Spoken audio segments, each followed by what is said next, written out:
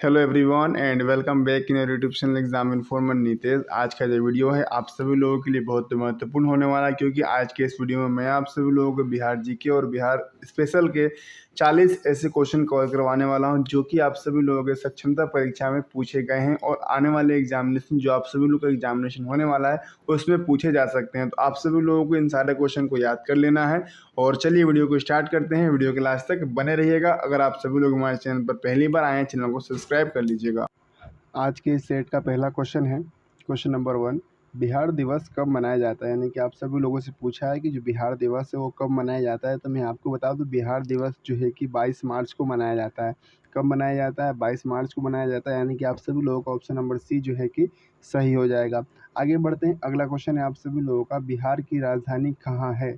यानी कि बिहार की जो राजधानी है वो कहाँ पर है। तो मैं आपको बता दूं, बिहार की जो राजधानी है वो है पटना में है। और पटना जो है कि सर्वश्रेष्ठ प्लेस है, यहाँ बहुत बड़ा प्लेस है, ठीक है। और इसकी राजधानी भी जो है कि पटना में ही है। और बिहार का जो उच्च न्यायालय है वो भी पटना में ही है, ठीक है। आगे बढ़ते हैं। देखिए, अगला प्रश्न आप सभी लोगों से पूछ ही लिया गया है कि बिहार का जो उच्च न्यायालय है वो कहाँ पर है। तो मैं आपको बता दूं, बिहार का जो उच्च न्यायालय है वो कहाँ पर है? पटना में है। तो आप सभी लोगों को ये ध्यान में रखना है। अगला कुछ प्रश्न आप सभी लोगों का, बिहार का राजकीय भाषा क्या है। हिंदी व उर्दू, संस्कृत व उर्दू, या फिर हिंदी व संस्कृत, या फिर इनमें से कोई नहीं। तो मैं आपको बता दूं, बिहार में जो बिहार का जो राजकीय भाषा है वो है हिंदी और उर्दू। यानी कि ऑप्शन नंबर ए जो है कि आप सभी लोगों का राइट हो जाएगा। आगे बढ़ते हैं। अगला प्रश्न है आप सभी लोगों का, बिहार का राजकीय वृक्ष कौन सा है। बेल, आम, नीम, पीपल। तो मैं आपको बता दूं, बिहार का जो राजकीय वृक्ष है वो है ऑप्शन नंबर बी, यानी कि पीपल, ठीक है। आगे बढ़ते हैं। अगला प्रश्न है आप सभी लोगों का, बिहार का राजकीय पुष्प है। यानी कि बिहार का जो है कि राजकीय पुष्प कौन सा है। तो मैं आपको बता दूं, बिहार का जो राजकीय पुष्प है वो है गेंदा। कौन सा है? गेंदा। आप सभी लोगों का राइट आंसर हो जाएगा, ठीक है। आगे बढ़ते हैं। अगला प्रश्न है आप सभी लोगों का, बिहार का राजकीय पशु कौन सा है। बिहार का राजकीय पशु आप सभी लोगों से पूछा गया है, गाय, भैंस, बैल, घोड़ा।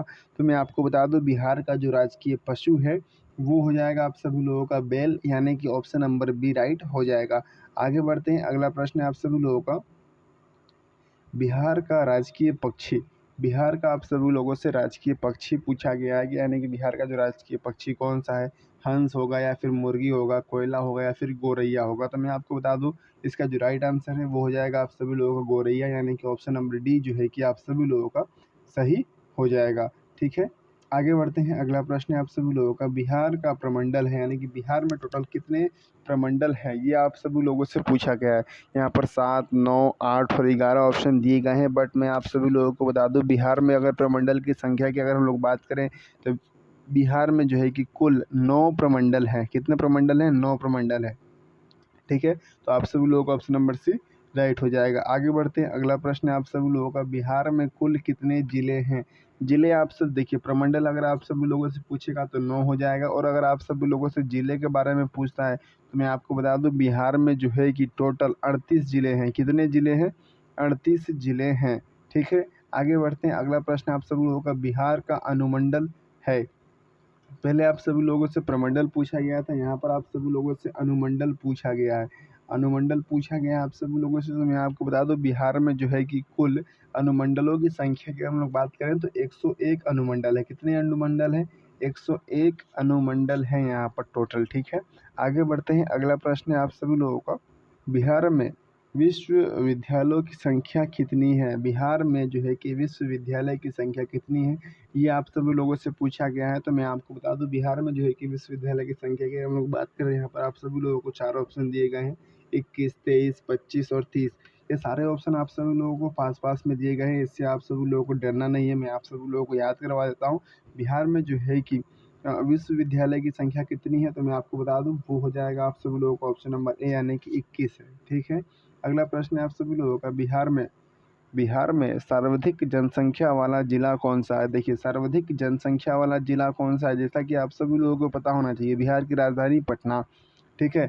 और हम लोग बात करें कि सबसे सर्वश्रेष्ठ जनसंख्या वाला जिला भी कौन सा ही है, तो वो है पटना है, ठीक है। आगे बढ़ते हैं। अगला प्रश्न है आप सभी लोगों का, बिहार में सबसे कम जनसंख्या, देखिए सबसे ज़्यादा जनसंख्या वाला आप सभी लोगों से पूछ लिया जो कि है पटना। अब क्वेश्चन पूछ सकता था कि सबसे कम जनसंख्या वाला ज़िला कौन सा है, तो ये क्वेश्चन भी मैंने इस सेट में डाला है। तो मैं आपको बता दूं बिहार में जो है कि सबसे कम जनसंख्या वाला जो ज़िला है वो है शेखपुरा। कौन सा है? शेखपुरा। ऑप्शन नंबर बी आप सभी लोगों का राइट हो जाएगा। आगे बढ़ते हैं, अगला प्रश्न है आप सभी लोगों का, बिहार में सबसे कम लिंगानुपात वाला जिला कौन सा है, यानी कि बिहार में सबसे कम लिंगानुपात वाला जिला कौन सा है, ये आप सभी लोगों से पूछा गया है। तो मैं आपको बता दूं इसका जो राइट आंसर है वो जाएगा ऑप्शन नंबर ए, यानी कि मुंगेर। आगे बढ़ते हैं, अगला प्रश्न है आप सभी लोगों का, बिहार में सर्वाधिक लिंगानुपात वाला जिला कौन सा है। यहाँ पर सर्वाधिक पूछा गया है और यहाँ पर सबसे कम पूछा गया। तो सबसे कम में आप सभी लोगों को पता है, मैंने आप सभी लोगों को बता दिया है, मुंगेर हो जाएगा। और सबसे ज़्यादा आप सभी लोगों से जब पूछा जाएगा तो यहाँ पर आप सभी लोगों को टिक करना है गोपालगंज। कहाँ गया क्वेश्चन नंबर 16 था, क्या टिक करना है आप सभी लोगों को यहाँ पर? गोपालगंज। गोपालगंज जो है कि इसका राइट आंसर हो जाएगा। आगे बढ़ते हैं, अगला प्रश्न है आप सभी लोगों का, बिहार में सर्वाधिक साक्षरता वाला जिला कौन सा? सर्वाधिक साक्षरता यानी सबसे ज़्यादा पढ़े लिखे लोग कहाँ पर हैं बिहार में, ये आप सभी लोगों से पूछा गया है। तो मैं आपको बता दूं जो साक्षरता वाला जो जिला है सर्वाधिक, वो हो जाएगा रोहतास। क्या हो जाएगा? रोहतास। आगे बढ़ते हैं, अगला प्रश्न है आप सभी लोगों का, बिहार में सबसे कम साक्षरता वाला जिला कौन सा है? सबसे कम साक्षरता वाला जिला आप सभी लोगों से पूछा गया है, जहाँ पर कम पढ़े लिखे लोग हैं। तो मैं आपको बता दूं ये जो 80 नंबर क्वेश्चन है इसका जो राइट आंसर हो जाएगा वो हो जाएगा आप सभी लोगों का पूर्णिया, ऑप्शन नंबर बी। आगे बढ़ते हैं, अगला प्रश्न है आप सभी लोगों का, बिहार में सर्वाधिक वर्षा वाला जिला कौन सा है, यानी कि बिहार में ऐसा कौन सा जिला है जहाँ पर सबसे ज़्यादा वर्षा होती है। तो मैं आपको बता दूं ये जो जिला का नाम है वो है किशनगंज। किशनगंज में जो है कि बहुत अधिक बारिश होती है। आगे बढ़ते हैं, अगला प्रश्न है आप सभी लोगों का, बिहार में सबसे कम, ठीक है सबसे ज़्यादा पूछा है तो सबसे कम भी पूछेगा, सबसे कम भी आप सभी लोगों को याद रखना है। तो सबसे कम, यहाँ पर सबसे कम जो बारिश होती है उसका मैं आप सभी लोगों को बता दूं वो हो जाएगा आप सभी लोगों का औरंगाबाद। कौन सा हो जाएगा?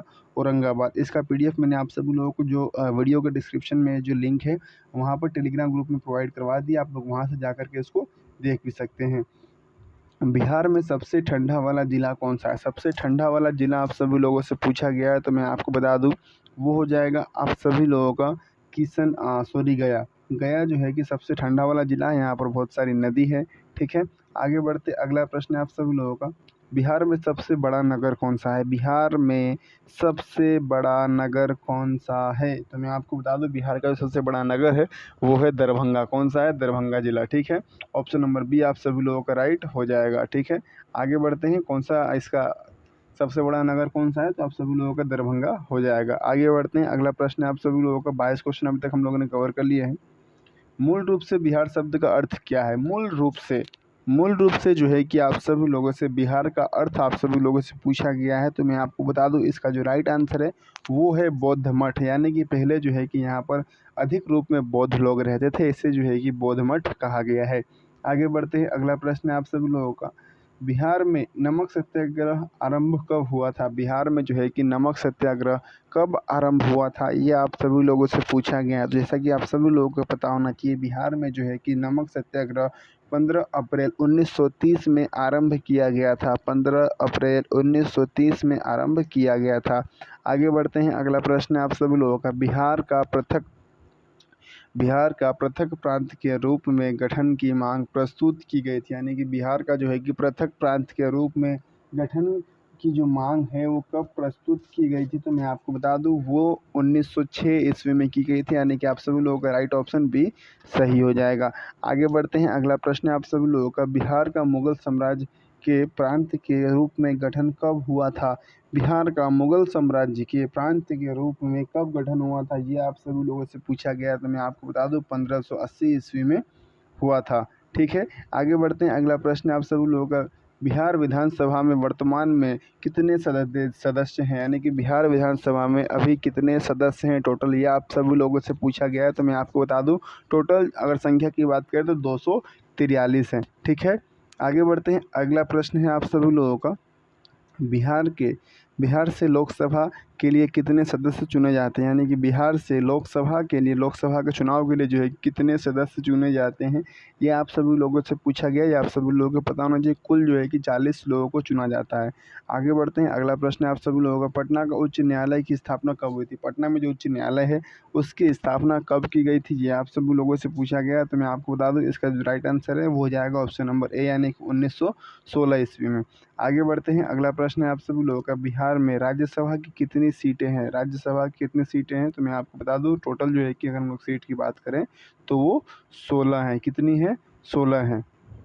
कितनी सीटें हैं राज्यसभा की? तो 16 सीट है। ठीक है, ऑप्शन नंबर डी आप सभी लोगों का सही हो जाएगा। आगे बढ़ते हैं। अगला प्रश्न है आप सभी लोगों का, बिहार और उड़ीसा का विभाजन जो है कि कब हुआ था, यानी कि बिहार और उड़ीसा कब अलग अलग हुए थे? तो बिहार और उड़ीसा का जो विभाजन है मैं आपको बता दूं 1936 ईस्वी में हुआ था।